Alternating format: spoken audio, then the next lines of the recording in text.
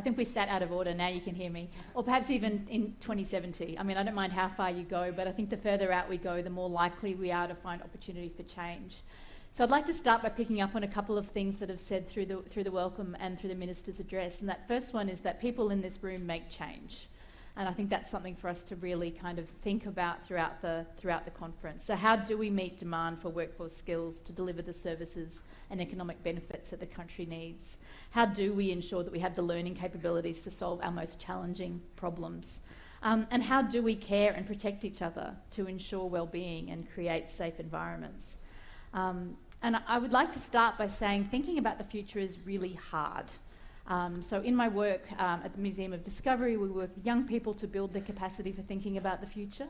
One of the activities that we do is connect with UNESCO, who are currently driving a futures literacy campaign, saying that futures literacy is an important skill for all of us to manage uncertainty, to manage the inherent contradictions of living in complex and volatile systems, to manage legacies, and this morning we've already talked about the legacies of colonialisation, thinking about cultural safety, but of course when we think about climate, we're thinking about the legacies of industrialisation, and the desire to create lives filled with purpose, which has also come up.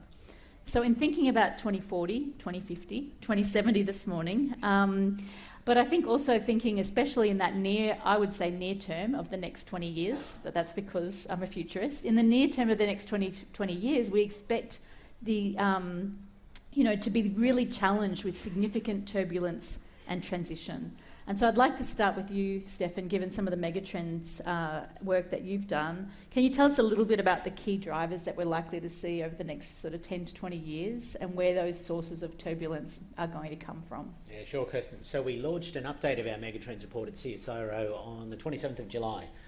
It's gone far and wide. We've counted 20 million people so far have looked at it. A lot of interest in the work. And this most recent update, there's some differences in what we're doing. What we were talking about as plausible and possible for climate change in 2012 is now a lived reality for a lot of Australians. And I think the updated version of the CSIRO and Bureau of Meteorology climate report came out yesterday, you might have seen. And it does keep on sort of giving us some pretty challenging data.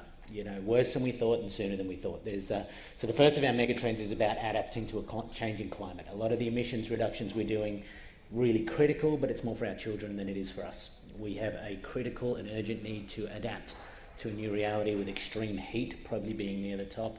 We've seen the effects of flooding recently, and that adaptation challenge is very much here and now. The next of the megatrends is about resource scarcity, food, water, mineral and energy resources. Not just scarcity, but all the innovation about using it more efficiently. Energy markets are highlighted at the moment because of the structural change going on. We can see what's happening with electricity prices. Expect to pay up to 50% more by this time next year on the current trajectory. And we're seeing with 25% of the electricity on the grid is renewable, we want to see that go up to pretty close to 100%. How we do that transition is going to be pretty significant. Electricity is a pretty fundamentally significant thing for how a lot of things happen in the economy. It's also really important for our ability to adapt to changing climate. Health imperative. A lot to pull out there. The pandemic risk probably elevates as we go into the future, but a hell of a lot of the disease burden we face into the future is diet, exercise and sleep. And tragically during COVID there has been an uptick in mental health issues, especially for young people. The geopolitical shifts megatrend calls out what we can see happening, and it's very hard to try and figure out what's plausible or the right sort of way of framing the different futures that the Asia Pacific region can take, but they have big ramifications. For us, sovereign capability and supply chains is important. 90% of the medicines you consumed came from another country. So if the ships stopped coming through the South China Sea in so many profound ways, we feel it here. And our sovereign capability in certain critical areas ain't that strong, and it is relevant to the education and training sector. We also have to bring in a lot of skills in the tech sector, for example, to be able to do jobs. The next of the megatrends is about digital and the growth of the digital economy, which took a big boost in COVID. Telework, telehealth, online retail, online education, we might hear a bit more about. Those things have increased. It's changing settlement and mobility patterns as well, in that this shift for the first time from cities to regions, with areas like the Docklands in Melbourne really downsizing, and then parts of the Vic Coast and Sunshine Coast expanding with populations, and a lot of them are teleworkers. We've broken the need to be somewhere to get to earn your salary. The next one is on artificial intelligence and advanced automated systems. This is having a bigger and bigger effect on how we do work, how we learn, What we do, the thing with AI, 80% of what you hear about it is hype. The 20% that isn't is enough to change your world quite substantially. And what we've just published a report yesterday in the National Academy of Sciences looking at the adoption and application of AI across all fields of science and technology. And what's interesting is how steep the adoption curves are now. So the thing with AI is when it gets mixed with other disciplines and fields of research, it's capable of doing a lot. Last one is the human dimension. Really important and sort of counter and against some of these tech trends. The human being really matters a lot more in the future. As we look at big problems like climate change, there was a massive human adaptation and socio-economic response to this. It wasn't just the science of climate that mattered, it was the human factor. They used to say data is the new oil. It's become the new asbestos with incidents like Medibank Private and so forth. We're going to probably see more of those, but there's a big human dimension around all this tech that we're creating and all the data privacy issues and how it's impacting people.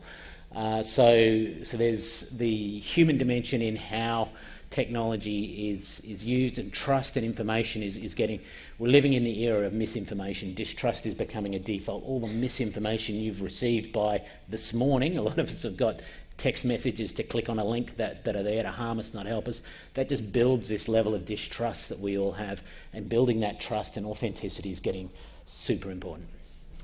Quite a list. Have you got those 7? So thinking about trust, sovereign capability, where threats will come from, thinking about AI, automatic system, automation systems, and some of the digital transformation, which then affects how we might design cities. Thinking about health, diet, exercise, sleep, which I'm really fascinated about because of what that means for our ability to focus and think and learn, and the implications of that, and the big ones, which are really around thinking about our energy use, our resource use, and and the effects of climate. And I think it's really interesting to think about then the last 10 years of us expecting climate to come.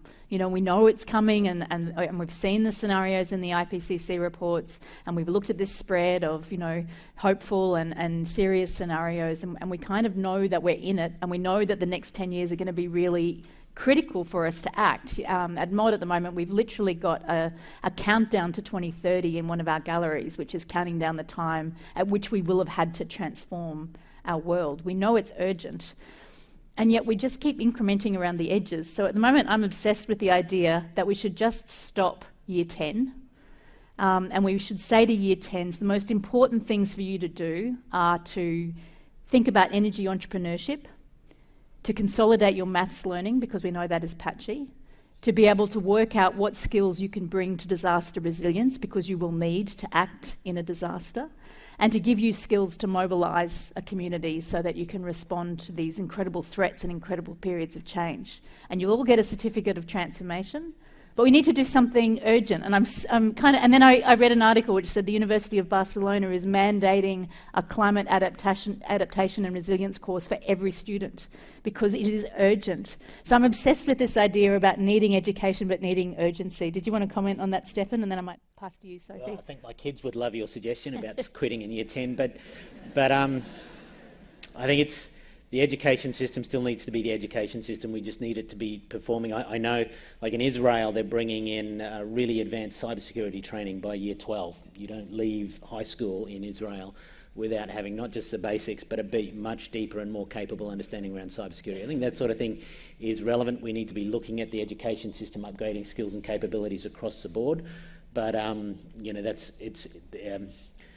we probably can't walk away from it, I don't think, Kristin. I'm keen to walk away, Stefan's keen to maintain. But I think we maintain and improve is the journey we're on. Yeah. So I might actually go to you, Stuart, because you are in the school education sector, in it at the moment. And I think, it's really interesting for me to reflect on Stuart's accomplishments because he's doing so much outside of the formal school sector as well in terms of those experiences around robotics and gaming. And so I'm curious for you to perhaps share a little bit around what are you thinking about when you're thinking about your higher education journey? What things are important for you? But also, why bother? Why bother going to formal education when you're already exploring all of these other things which are available so freely to you? What are the things that you're thinking about for your journey next? Is it on? Yeah. Okay. So, what I really like learning. So the main draw to university for me is to be able to continue learning. but we were discussing it a week ago, how universities are slowly going online, and I think a really great draw to universities are they're in person, because there are plenty of free online things you can do and self-teach yourself. But by having them in person, people can get together and talk and communicate with people they might have never talked to before. So that's what I want to be able to learn and grow and talk to new people. And what about sort of the courses on offer? Is there anything that you're looking for that really grabs your attention as you're starting to think? You know, are you looking for content? Are you looking for experience? I have a broad range of interests, so I really like doing technology, art, science, maths. So at the moment I'm combining that with game development because that takes all the industries. But I don't entirely know how to do that in a university setting, because the general consensus I've heard from like game development courses are they're weak compared to other courses you can take. So, and I went to PAX a few weeks ago, which is the big Southern Hemisphere gaming convention. And in one of their talks, they said getting a game development degree isn't actually that useful if you want to go into the game industry. Getting a psychology degree or an engineering degree and coupling it with game experience is much more appetizing for people hiring you. Yeah, no, that's really interesting. And Sophie, I might pick up on that, because one of the things that we were talking about is in this drive to make sure that we've got students that have really work-ready capabilities and content knowledges. In the type of environment that Stefan's just painted, some of those deep content knowledges are not enough. And so the sort of thing we were talking about is you're obviously applying your engineering undergraduate degree now to health. But you know, the sorts of things we're talking about is how do you apply a technology degree to ethics? Do you want to talk a little bit about your journey in terms of trying to combine those interests and filling out the whole person, or as opposed to just the engineering subjects? Absolutely. So I completed my undergraduate degree at the end of 2020. So I did my honours year just as sort of COVID was taking place, and my undergraduate was in aerospace engineering. So, and a real interest I had throughout that degree was looking at flow and aerodynamics, and I wanted to continue that learning, but not as much in the aerospace and aeronautics sector and more in the health sector. It was really, I'd done some work overseas and I really wanted to apply a humanitarian aspect, and this is where I thought continual research in a sort of health and engineering based area would be best for me at the time, and it certainly has been. But as I sort of started, I think throughout school and as I started university, there is such a push in year 10, 11 and 12 to do maths, do science, and that's sort of the ultimate career. If you do those subjects and if you follow that sort of path, that's the ultimate career that you can have. And I've learnt so much from my engineering degree, and I still learn every day, sort of looking at engineering and health combined. But there seems to be this lack of other throughout this space. So it was probably about in my second year of uni, we actually did an excursion to the Art Gallery of South Australia, and I loved it. And I thought, oh my gosh, since I've been in year 10, I've lacked this entirely creative side that's always been there, but I haven't been able to show it at uni or through a professional way. And since then I've sort of been working with the art gallery, and now I'm a tour guide at the art gallery, which I absolutely love. But if I didn't seek these experiences out that are totally extracurricular, universities don't seem to be offering that conjunction. And I think in terms of the climate crisis that we're certainly discussing, there's this real level of siloing between professions. And engineering, again, I'm an engineering student, so I can very much speak to engineering and less so other areas. But you're an engineering student, you're an engineering student. You're a law student, you're a law student. You're a science student, you're a science student, etc., etc. Sure, I have friends in other areas, but I throughout my degree, I didn't speak to someone doing economics. And isn't that really critical? Shouldn't I be thinking about what people in economics are doing, or what people in chemistry are doing, or what people in geology are doing? I'm an engineer, and I don't necessarily communicate with these people from a teamwork and professional aspect. So I think that was really lacking, but I feel very lucky that I've fallen into a space, especially looking at space, aerospace, there you go. I feel very lucky I've fallen into a space with engineering that I have been able to sort of make it a little bit more malleable, but I think that is quite challenging in the university space at the moment, this lack of malleability. So I might get you to pick up on that, Stefan. I just wonder, have we if we're thinking about the next 10 to 20 years, have we overemphasised the importance of the STEM skill sets? Do we need a different skill set emerging to deal with some of the threats and challenges that are coming our way? What's ideal? Yeah, look, I've had to have a bit of a think about my own messaging and analysis in this space. You know, initially it was all STEM, STEM, STEM. We've got to build up STEM capability, and yes, we do need to increase rates of enrolment, especially in advanced mathematics at high school, and we need to improve that. But I think we're missing something huge in this push for STEM, and that's the arts and humanities. They still matter. You know, they're really critical, and I look at some of the problems we're solving in CSIRO. Pretty quickly, we see there's a really significant human part that requires communication, design work. The sort of thinking that you're doing at the art gallery is critically important. Also, interdisciplinarity and the recognition of interdisciplinarity. You know, I was at the National Academy of Sciences yesterday. It was fascinating to see these scientists being given these awards for their lifetime work, really humbling too. But one lady from the Australian Institute of Marine Science had been working in the field of climate change and what was happening to our coral reefs, and she started the presentation with a paper published in 1980 where they put down what they were observing in unusual coral bleaching incidents, sea level temperatures rising. And it was so well argued and reasoned back in 1980, that's over 40 years ago. Now, that science is really important, but there was part of the agenda around the human adaptation, the human response, how this story was told to humanity, the social and economic adaptation pathways. These are the urgent things we really need. We need more climate science, but it's not all that's going to solve this one. The human race has to get into a different space. We have to adapt to the realities. We have to decrease emissions.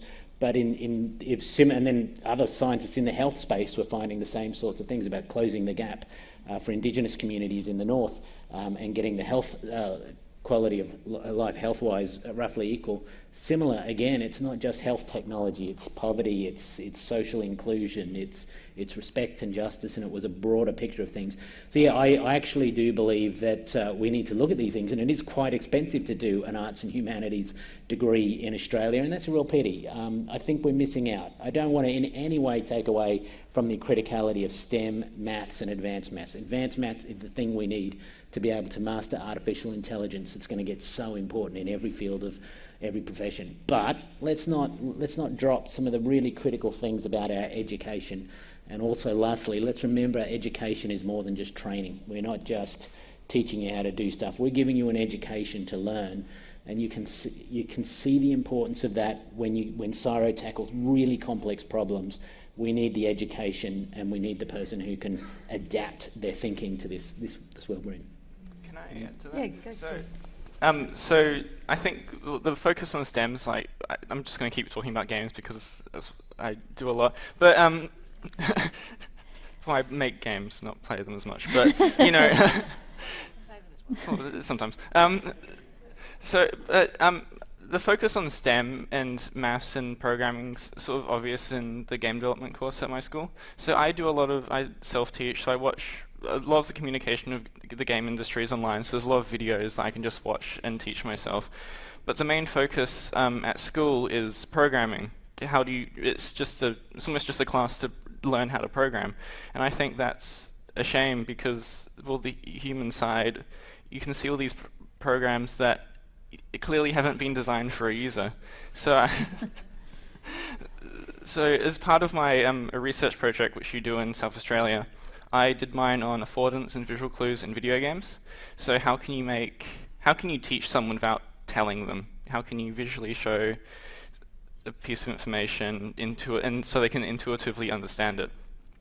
So from that, I created a bunch of key points and turned them into videos that could be used for a beginner to think more critically about how they design games for the users. So one of those things is like color. In Uncharted 2, climbable things are yellow. So if you ever want to climb something in this hyper-realistic game, you just gravitate to the yellow thing. And the game never tells you that, but you just instinctively know it. So And that can be applied to anything really, and I think the most interesting use case of applying that is to education. How can we make education more intuitive, to want to learn and interact with? So from the research project, I gave it to my school, and now my school's integrating the videos I made into the game development course, which hopefully it's going to be really good, because then I hope what comes out of that is people make games that are more enjoyable for the user. Because for the research project, I played a bunch of games, and mobile is a big example in how you have to make a game good, because it's for such casual users. And it's a shame, because all these games have been beautifully made, but you hit one hurdle and you don't know what to do, and because the game hasn't been designed for the user, it just makes me want to give up on the game, because I can't get past that. That's brilliant, Stuart. I mean, I want to be able to use some of your games. Yeah. I still do a fair bit of Xbox gaming, and I'm just not good enough at it. You need to just also factor in the older person who's just a bit slower and getting frustrated as hell. But I think that's perfectly reasonable, because that's what games should be doing, because they're putting such a focus on... They assume that you know how to play the game, which limits anyone that's and then not your kids as experienced. do it, and it really embarrasses you as well. But I think it's, the COVID-19 app didn't fail due to a lack of software engineering. It would not have fixed it. It was about privacy perceptions, how people would. It was all of the softer side of its uptake and understanding why and what we were making, not just how to make it. The engineering on how is important, but the why and what were also very important. And I think these are, as I look at some of the genuine solutions we're searching for in science and technology, we need that capability. So we don't lose any of your amazing STEM skills that you've got, because I know how mathematically complex. My son had to make a game, as he made a tennis game, which was brilliant. But he put in C, and he put in grass and trees. Yeah, I use so much maths in my game developments. I use a lot of trigonometry, and it's amazing. I think I'm trying to mix in matrices, but yeah. So I'd like to pick up on what you said, Stuart, because I think the program's not designed for a user is a really interesting analogy to apply to higher ed. And if we're thinking about what we do and what we deliver within the higher education sector, and how we are delivering those programs to make the learning obvious, to make the progression obvious, so that it's designed to be accessible regardless of your technological ability, or whether you're still playing a PS4 or whatever. I'd really like to sort of pick up on... And if you want to see the videos, I've got business cards if you want to... Stuart's CV I have to get rid of them online.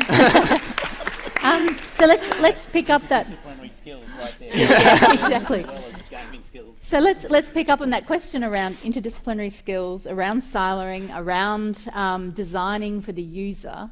And a question for each of our panellists: what do you think higher education could look like in 2040 to manage the transition that we're about to go through, and what should it look like?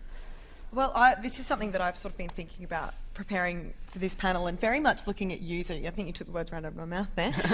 Looking at sort of user endpoint, and as a student, do students sort of starting university? My brother is heading off to school tomorrow in Adelaide. He just finished year 12, and he's sort of seen me go through university, and he's sort of approaching it going, I really, want to spend probably actually a little bit less time at the uni bar as you did, but I also want to be able to do a lot of my stuff online. So there's this real sort of contradiction in what the user wants, but the user at universities is a paid user, so there does need to be sort of a service provided there that does reach to what the user/student wants. And I think in terms of actually coming to a solution, especially looking at this climate emergency that we're existing in, I think throughout COVID and prior to COVID, especially in the engineering sector, the easiest way, or what was claimed to be the best way to assess students, is in an exam. I think about 70% of my subjects that I did at uni had a 70% exam at the end. I'm okay at exams, but I'm much better at writing, at presenting orals, at discussions, at debates, and this was hardly assessed throughout my degree. And which probably jeopardised my score a little bit towards the end in comparison. You did engineering, which isn't really something that needs to be, because it can take months to design something, so to be told to do an exam for 2 hours to do... Yeah, it doesn't... Yeah, it's sort of... And I understand that maths might need to be test it in an exam format, but there's so much communication that is lost in an exam scenario. And throughout COVID, these exams really only increased because you could do it remotely. You can't really, well, of course you can write remotely, but sort of discussions that are had in the classroom that can be assessed in the classroom couldn't happen. So it was these exams that were done remotely. And I think that generates a really sort of one kind of student. It really generates this sort of one breed of student. And that's sort of where it comes into this idea of what does the user want and how can we sort of gauge what the user wants? I think humans are social creatures. We want to be in a classroom and have discussions. And afterwards we want to go to the uni bar and chat with the people that we had those discussions with and further break it down. And I think that's where the cross-disciplinary sort of discussion comes into play. When we're having these discussions as engineers with science students, with law students, with economists, with humanitarian students, with art students, that's where these discussions become really exciting, and then you can take them from the classroom to a more social aspect. But that's bringing people back on campus. And I think people do want that. I mean, I can't speak for everyone, and people do want flexibility of being online, but there's a real joy to having that in the classroom that has lacked over COVID that I think people are seeking for, and I think that's where the sort of user service is a bit challenging, but unis should certainly encourage that. And maybe that means sort of, the lecture's lost. Maybe we should lose, a 70% exam. Maybe we should think, maybe I'm a little bit biased there, but let's ditch it. Let's make it a 30% exam and have other assessments. Yeah. My nightmare is that I'm back at uni doing an exam. Oh, those halls at Wayfield Stadium. Yeah, that's right. Oh. And horrible stuff. But so what else should we lose, Stefan? What else should we give up over the next 10 years to create room for something new? One of the things, you don't got to be there to learn, so you're there because it's a great place to be. It's socialisation, it's a beautiful environment. Similar with work, you don't got to be in a place to do work. You can increasingly telework. We've gone heavily into online and telework in CSIRO. It's the norm by far. They've given us all kit and stuff so we can work from home.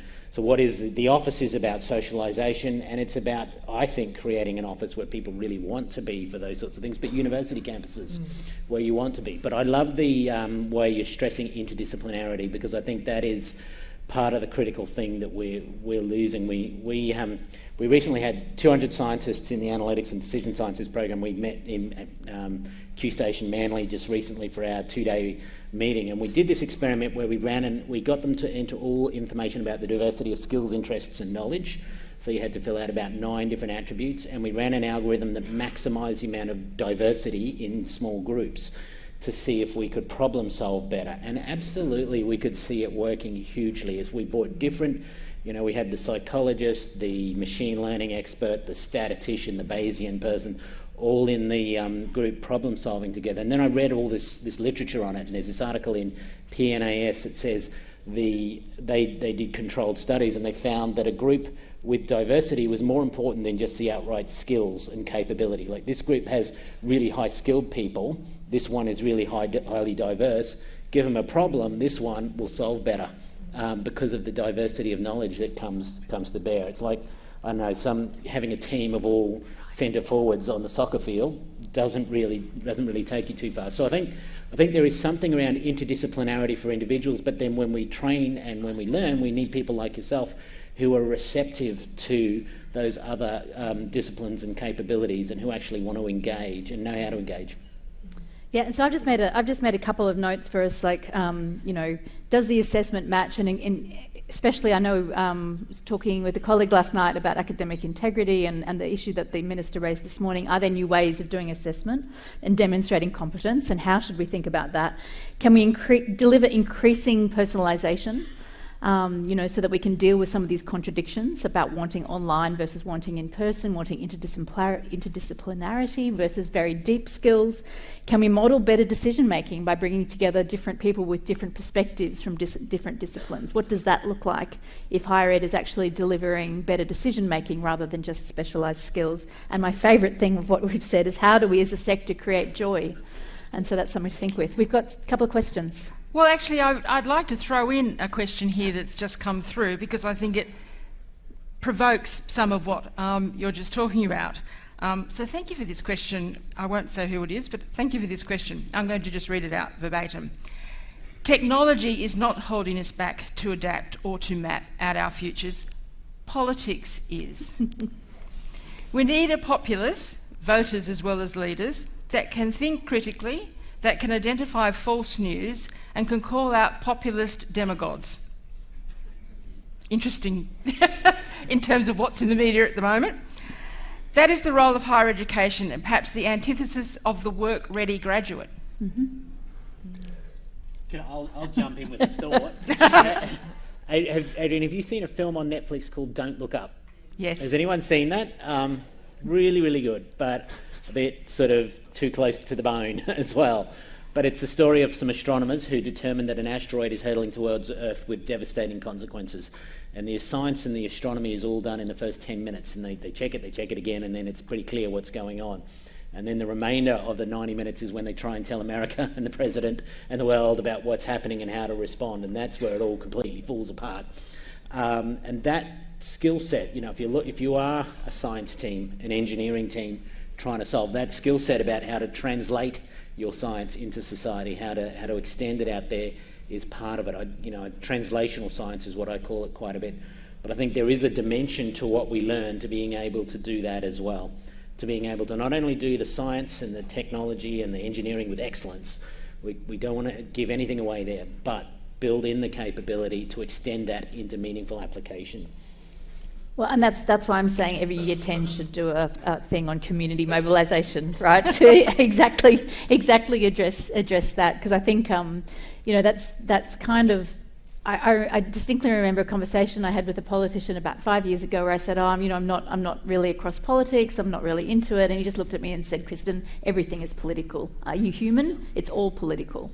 And I think, a lot of the things that we're getting to when we're thinking about the higher ed is we're thinking about these disciplines, we're thinking about the knowledge, but if you think about the conversation we've had, it's all about connection, it's all about persuasion, it's all about bringing perspectives in, it's all around making better decisions and modelling better decision making. So I think that's really interesting. Did you have another one there as well? No, keep going. I think we do have time for a couple of questions if there are some from the audience.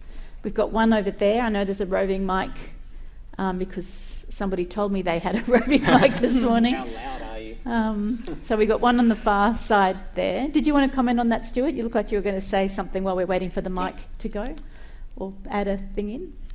I've put you on the spot now. That's okay. I was thinking, but just reading the question again. Yeah, we have all the technology already, don't we? We've got solar panels, we've got wind. It's just a matter of using it, yeah. Which I think is a really nice thing to think about is that I've said what should we lose, but another thing might be is what is the inertia and how do we, some physicists will tell me how to get rid of inertia. We can see how we go. Question in the far corner there, please. Thank you. Michael Collins from Monash University. It's a big question, but I guess the panel topic deserves this one perhaps. Generation Alpha, those born after 2010, will breathe the air of the 22nd century.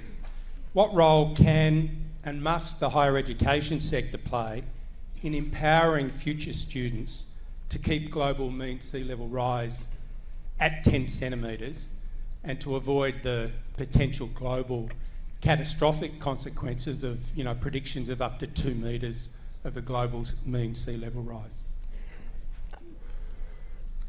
I could say a couple of things. I think the sort of idea of the future being in the hands of our children or the Gen Alpha is exciting, but there's a lot of pressure on that generation as well. There's also a lot of pressure on mine and Stuart's age group as this sort of climate solution being in the hands of our generation.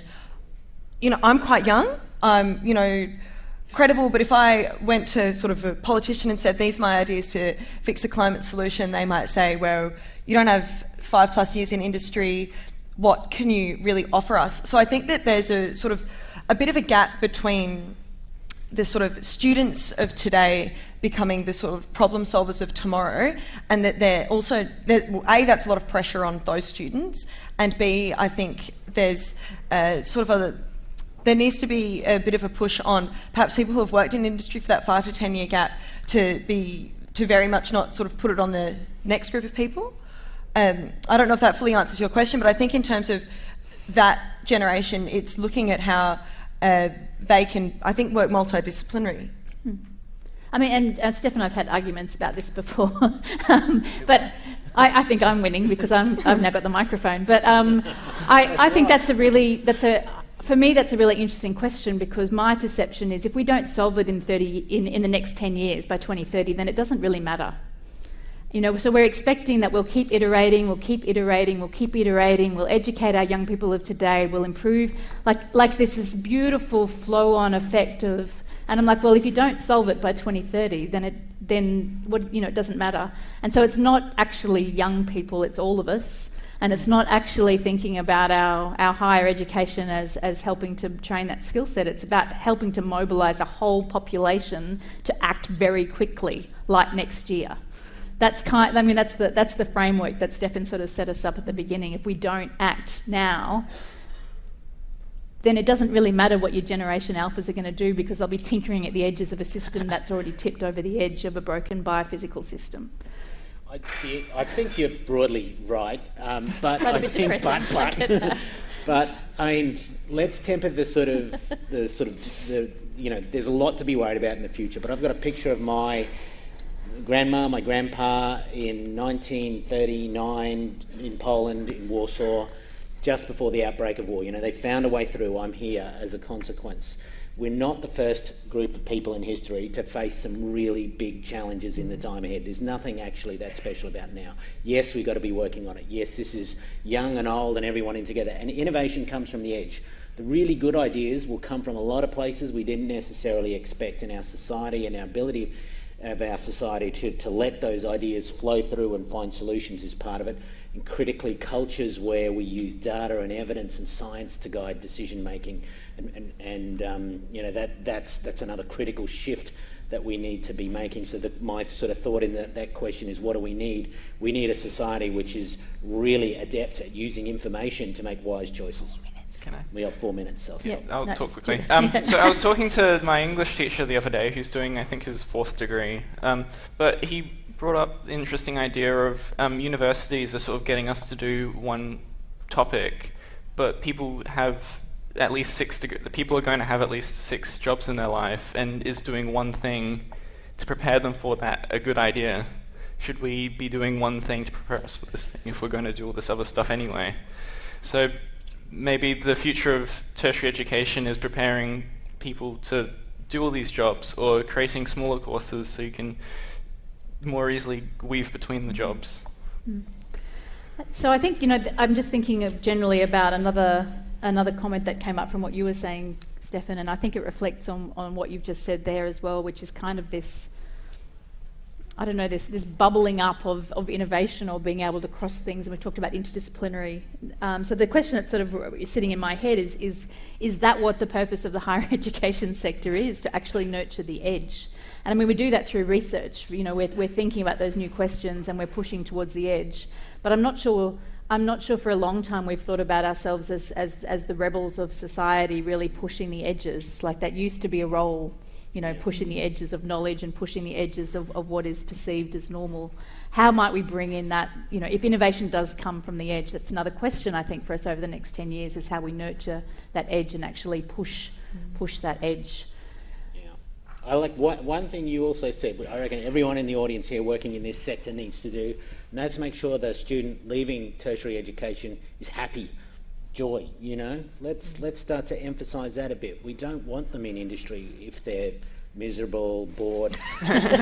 You know, look at that as a key metric for your institute. And one of my friends said that higher education should be the most enjoyable out of any education, because you're willingly going there doing a subject you love, so it should be something you want to do. My PhD years were the best years of my life, I think, amongst them anyway. A lot of fun. Sophie's thinking my next year might be... Well, I'm about 18 months in, so I think it's at a bit of a crosshairs at the moment. The first year's a bit of a honeymoon, but then absolutely, there's a lot of work, and I feel like I'm not good at any of it at the moment. But you know, good challenges, all fun challenges. I found an empty house near the beach and just stayed there. Oh, well, say no more. No wonder. Well, that's how I did my PhD. Because it wasn't going to happen until I got a So one final question. Hello, yes, just one final question and comment. Gillian Fox from Global University Systems. I've heard a lot today about the technical skills that we're talking about that are needed and learnt in our universities and in our different courses. But I've also heard you talking about the so-called soft skills that have to be incorporated to be interdisciplinary, to work within different industries and to actually be successful in life. We often see these so-called soft skills in our graduate attribute policies in many different universities. But I'm wondering if anybody's got a comment on how we start to see these soft skills actually also integrated into many of our courses. We have many industry reports talking about how the soft skills are going to take over the need for many technical skills for our people to be able to work in places to connect, as we've heard Kristin say, and do many of those other skills. So I'm wondering if we've got any comments about those important soft skills and how our universities can assist our students to get experiences in those with those. Soft because they're malleable, not because they're easy, would be. Oh, and transferable. Yeah, exactly. There ain't nothing soft about soft skills. And AI is never going to do them as well. AI can't do the soft skills. Yeah. I guess have the university in person. It Yeah. covers most of the soft skills you could possibly learn. Yeah. And I think that goes into the sort of ditch the exam. If an exam goes down from 70% to 30%, other assessments need to make up that gap. And I think that should be in presenting. It should be in, I know some courses have a debate and the debate's assessed, and how you sort of communicate these points. I think that's a great way to start developing these soft skills. Could a work experience subject where you work for somewhere alongside the uni 2 days a week, could that be assessed and then improved on?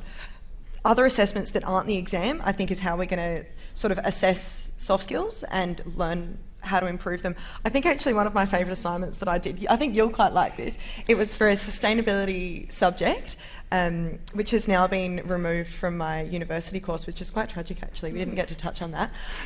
But we had to read a journal paper, I think it was about 10 pages long, we were assigned it, and we had to present a response, and it was going to be in front of the class. It was about a 5-minute response to this paper explaining it, but because of COVID that was no longer, so you had to submit a video, and quite often it was someone either just speaking to a camera or a PowerPoint, and I'd thought, I think I possibly might have read the journal paper a little bit late, and I thought, what's the most entertaining way I can get this through?